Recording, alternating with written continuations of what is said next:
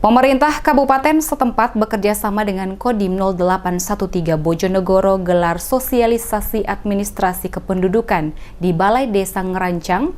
Dengan sosialisasi ini diharapkan memberi pemahaman kepada masyarakat dalam pengurusan administrasi kependudukan.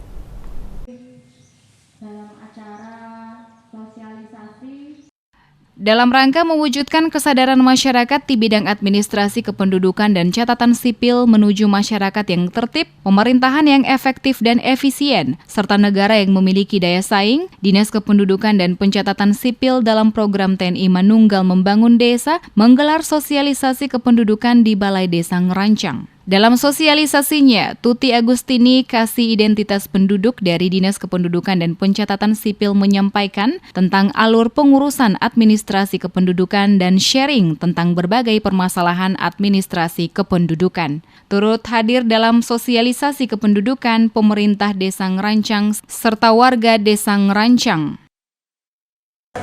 Harapan kami atas nama Dinas Kependudukan dan Pencatatan Sipil Kabupaten Bojonegoro, dalam hal ini peranan kami memberikan fasilitas kepada masyarakat Desa Ngerancang, hubungannya memberikan pemahaman edukasi tentang kesadaran masyarakat terhadap administrasi kependudukan, sehingga dengan adanya program TMMD ini ada kerjasama.